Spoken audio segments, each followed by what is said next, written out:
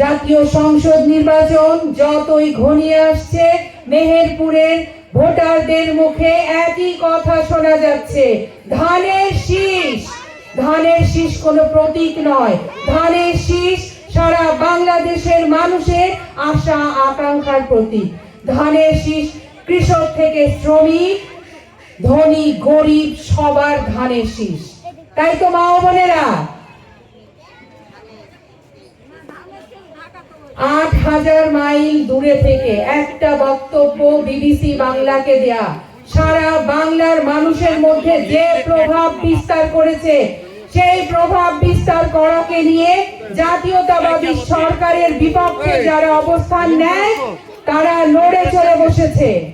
বেহেশতের ticket বিক্রেতারা ভয়ে জুজু হয়ে যাচ্ছেন, কারণ তারা চিন্তা করতেছে যদি তারেক রহমান বাংলাদেশে এসে প্রত্যেকটা জেলায় তার বক্তব্য রাখেন, সারা বাংলাদেশ নড়ে চড়ে বসবে। সেই ভয়ে জান্নাতের টিকিট বিক্রেতারা ভীত হয়ে আছেন।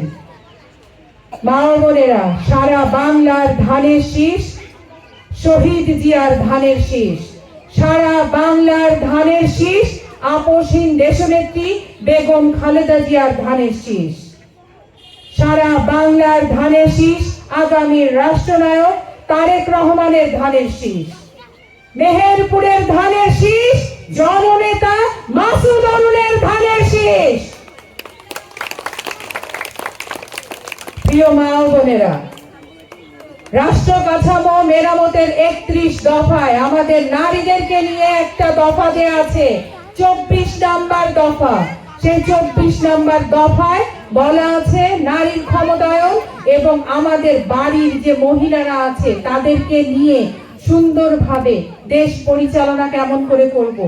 এটা কেন আসছে, কি কারণে আসছে, সেটা আসলে ব্যাখ্যা করে বোঝাইতে হবে। এত ব্যাখ্যাই স্বল্প সময় আমি করতে পারছি না। শুধু বলছি প্রত্যেকটা পরিবারে নারীদেরকে ফ্যামিলি কার্ড দেয়া হবে। যে ফ্যামিলি কার্ডের মালিক ওই বাড়ির মা হবেন, ওই বাড়ির বোন হবেন, ওই বাড়ির ভাবি হবেন। এইটা যদি জাতীয়তাবাদ সরকার গঠন করে, ধানের শীষের সরকার বাংলাদেশে প্রতিষ্ঠিত হলে তবে এই ৩১ দফা ২৪ নাম্বার দফা বাস্তবায়ন হবে। তাহলে আমরা কি করব? ধানের শীষ উৎসব আমাদের কাছে বিগত বছরগুলোতে ছিল না। এখন এই ধানের শীষের যে উৎসব আমরা পালন করব নির্বাচনের মাধ্যমে। আগামী ত্রয়োদশ নির্বাচনে আমরা সবাই ভোট দেব। আমার ভোট আমি দেব, আমার ভোট আমি ধানের শীষেই দেব। কি মা বোনেরা, ঠিক আছে তো?